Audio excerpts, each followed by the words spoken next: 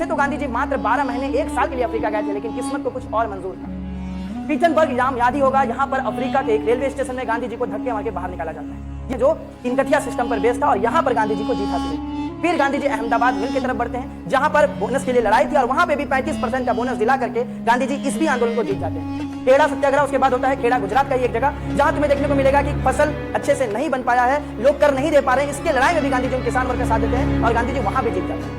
आगे तुम्हें देखने को मिलेगा कि राष्ट्र पूरे भारत में जाग उठी थी, और इसी समय में एक घटना घट गया, जलियांवाला बाग, और इस जलियांवाला बाग से पूरा भारत एकदम खौफ में। इसी समय में खिलाफत आंदोलन भी हो गया था, जिस समय पूरे भारत का हर वर्ग गुस्सा था ब्रिटिश अधिकारी से। गांधी जी ने इसका फायदा उठा करके रॉयल एक्ट और जलियांवाला बाग, खिलाफत, इन तीनों को मिलाकर के भारत में पहली बार एक मास मूवमेंट, एक सारे जनता का समूह मिलाकर के एक बार आंदोलन, जिसका नाम है असहयोग आंदोलन। चला तो कुछ लोग चौंक पड़े, एक तूफान उठा या आंधी है, ईसा की बोली रूह, अरे ये तो भारत का गांधी। जी हाँ, राष्ट्र कवि दिनकर की ये कविता गांधी जी के लिए समर्पित, वही गांधी जिन्होंने पूरे भारत को राष्ट्रता सिखाया, वही गांधी जिनके विचारों को आज हम भूलते जा रहे हैं, वही गांधी जिनसे आज भारत बहुत दूर होता जा रहा है, उनके विचारों से बहुत दूर होता जा रहा है। आज जरूरी है हमें वो पढ़ने की, वो जानने की, जिससे भारत और भारतीय युवा गांधी को समझ पाए। बहुत मुश्किल है आज की युवा को यह समझाना कि सत्य और अहिंसा क्या है, क्योंकि हम YouTube और 10 मिनट में पूरी दुनिया को जानने का प्रयास करते हैं, उसमें हम गांधी को नहीं समझ सकते। गांधी को समझने के लिए जरूरी है कि हम कुछ अच्छी किताबों का अध्ययन करें, नहीं तो ये व्हाट्सएप यूनिवर्सिटी का ज्ञान हमें बहुत कुचल के रख देगा। इसलिए इस तरह की वीडियो बनाई जाती है ताकि ये युवा को यह समझ में आए कि आखिरकार गांधी कौन है। तो पूरे जनता तक इस वीडियो को पहुंचाना है, ताकि आगे चल करके हमें यह समझ में आए कि गांधी कोई एक इंसान का नाम नहीं, एक विचारधारा का नाम है। आज उस विचारधारा और उस गांधी के पूरे नींव को, जिनके सामने पूरा भारत सर झुकाता है, पूरे युवा वर्ग उनके सामने सजदा करता है, और कुछ लोग ऐसे हैं जो गांधी के बारे में कुछ सब लिखना कहते हैं। यूं तो अगर कहानी बात की जाए मोहनदास करमचंद गांधी की, तो कहीं से भी शुरू की जा सकती है, लेकिन महात्मा गांधी, जिनका जन्म 2 अक्टूबर 1869 पोरबंदर गुजरात में हुआ था, पूरी पढ़ाई इनकी यहीं पे चल रही थी, राजकोट के पास, और एक अच्छे फैमिली में इनका पालन पोषण हुआ था। इनकी माता ने इतने अच्छा से इनको पाला पोसा, इतना अच्छा ज्ञान दिया कि इन्हें सत्यता और अहिंसा के बारे में बताया, और यही ज्ञान पूरे देश तक ये पहुंचा दिया। और इसमें तुम्हें देखने को मिलता है कि गांधी जी आगे की पढ़ाई करने के लिए 1888 में इनको भेजा जाता है लंदन में ये पूरी पढ़ाई का अध्ययन करते हैं, पूरा वकालत सीखते हैं, उसके बाद फिर ये वापस आते हैं भारत। 1891 गांधी जी भारत आते हैं, और भारत आने के बाद ये चाहते हैं कि ये एक लॉ फार्म स्टैब्लिश करें, लेकिन उसमें असफलता मिलने के बाद गांधी जी बहुत परेशान होते हैं और चाहते हैं कि कहीं कुछ इन्हें मौका मिले, और इसी में इनको मौका देते हैं अफ्रीका के एक व्यापारी जिनका नाम है अहमदुल्ला शाह। और ये दादा अहमदुल्ला इनको लेकर के जाते हैं, और अफ्रीका में इनको वहां पर एक 12 महीने की कॉन्ट्रैक्ट, मतलब 1 साल का कॉन्ट्रैक्ट इनको मिलता है। तो ऐसे तो गांधी जी मात्र 12 महीने 1 साल के लिए अफ्रीका गए थे, लेकिन किस्मत को कुछ और मंजूर था। पीटर्सबर्ग नाम याद ही होगा, यहाँ पर अफ्रीका के एक रेलवे स्टेशन में गांधी जी को धक्के मार के बाहर निकाला जाता है। यही एक किस्मत जहाँ पे गांधी जी को पता चलता है कि आखिरकार भारतीय जनता या फिर लोगों के साथ, आम लोगों के साथ कितना गलत हो रहा है, क्योंकि पहला वर्ग में एसी में बैठ करके एक इंसान आ रहा है जिनके पास एक वैलिड टिकट है, उसके बावजूद भी क्योंकि इनका रंग काला है, क्योंकि ये सांवले हैं, क्योंकि ये भारतीय हैं, यही कह के इनको धक्का मार के बाहर निकाल दिया जाता है। ये बात गांधी जी के दिल में जाके छुपती है, और उस दिन उन्होंने ठान लिया, और इतिहासकार के द्वारा लिखा गया है कि ये फेंका तो भले 25 साल के लड़के को गया था, लेकिन जब ये नीचे से ऊपर उठा, उस दिन ही महात्मा गांधी का नींव आ चुका था। उनके अंदर वो बुनियादी बातें आ चुकी थी कि हमें देश को आजाद कराना है। अफ्रीका में ही उन्होंने पूरे रंग भेदभाव को खत्म करने के लिए यहाँ पे बहुत लंबी लड़ाई लड़ी, और उसके बाद गांधी जी का 1915 में होता है भारत में आगमन। 1915 में गांधी जी जैसे ही भारत आते हैं, वो अपने राजनीतिक गुरु गोपाल कृष्ण गोखले से मिलते हैं। गोपाल कृष्ण गोखले से मिलने के बाद गांधी जी जनवरी 1915 से जनवरी 1916 पूरे भारत का भ्रमण करते हैं, और इस भ्रमण में गांधी जी को यह बात समझ में आती है कि भारत में अधिकांश वर्ग जो है वो गरीब है। और फरवरी 1916, दिन कभी नहीं बोलना, बीएचयू में इनके इनॉग्रेशन में इनको बुलाया जाता है, और इसमें गांधी जी ने सबसे पहली बार, और यहाँ भी या फिर लखनऊ पैक्ट, लखनऊ समझौता 1916 दिसंबर, दोनों जगह में गांधी जी ने एक ही बात को रखा कि अगर हमें आजादी चाहिए, अगर राष्ट्रवाद आना है, तो वो सबसे पहले गरीब को सिखा करके आएगा, वो किसान वर्ग तक पहुंच करके आएगा। इसलिए सबसे ज्यादा जरूरी है कि गरीबों और किसानों को शिक्षित करना, उन्हें पढ़ाना, उन्हें राष्ट्रता बताना, और फिर यहाँ से भारत में एक अलग राष्ट्रता जागती है।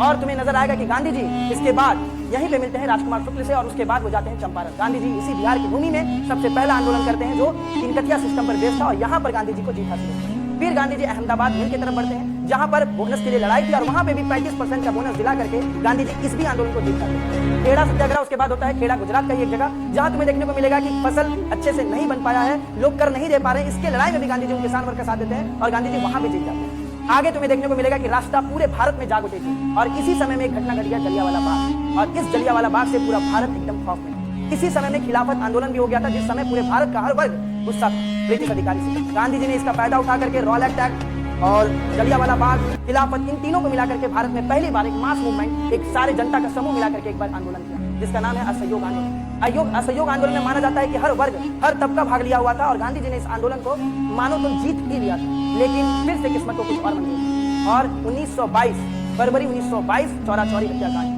और ये गोरखपुर की जगह यूपी में तुम्हें देखने को मिलेगा। चौरा-चौरी हत्याकांड में लगभग 22 पुलिसकर्मी की मौत हुई और जैसे ही इनकी मौत हुई, गांधी जी के मन में ये बात आ गया कि अभी असहयोग आंदोलन सही नहीं है और गांधी जी ने असहयोग आंदोलन को वापस ले लिया। इस चौरा-चौरी की घटना के बाद गांधी जी बहुत परेशान थे।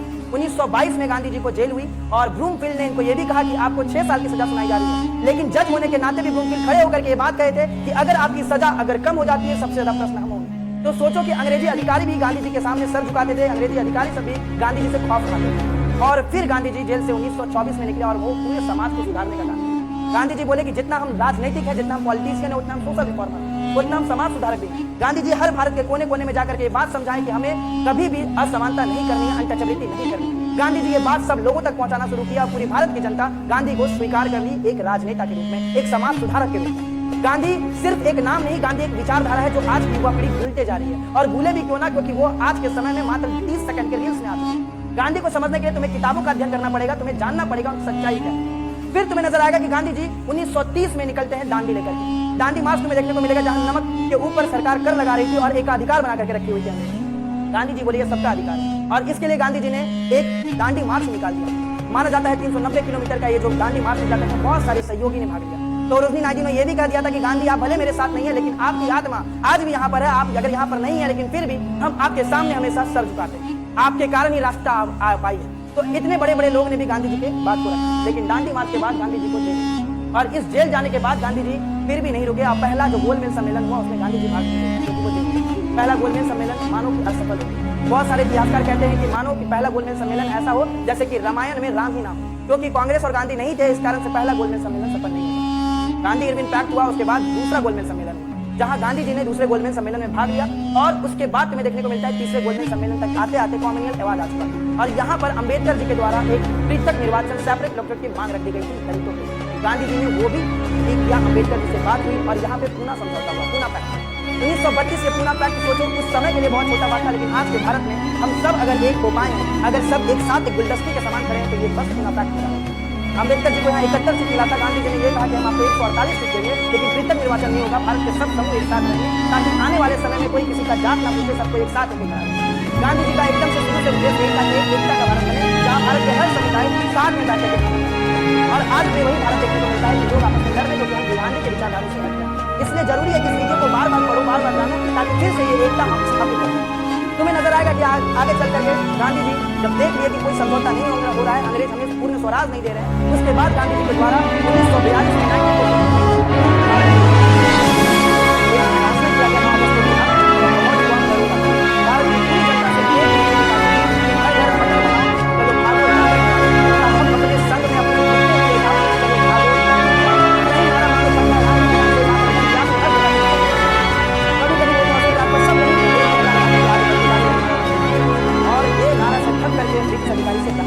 और फिर फाइनली 1947 में देश आजाद। मानो तो पूरे दुनिया में किसी भी पूरे देश में किसी था, लेकिन गांधी उस समय भी रुके थे क्योंकि हमारा भारत 2 भागों में बंट चुका था और हिंसा हुआ। इसलिए गांधी जी बहुत लंबे समय तक भूख हड़ताल थी। तो गांधी को सोचे कि गांधी के नाम कमाने के लिए गांधी बस यहाँ एकता चाह रहे थे, गांधी यहाँ पे हिंसा नहीं चाहते। अगर हम गांधी के विचारधारों पे चले तो आज ये हिंसा और ये एकता पे जो चोट लग रही है वो कभी नहीं। तो जरूरी है कि गांधी को हम कभी ना करें। फिर तुम्हें नजर आएगा 30 जनवरी 1950 एक सर्वप्रिय इंसान नाथूराम गोडसे ने उनकी हत्या की और गांधी जी का डेथ हो गई। वो भले ही हमें छोड़ के चले गए, लेकिन हमारे रहने में हमें जरूरत है कि उनके विचार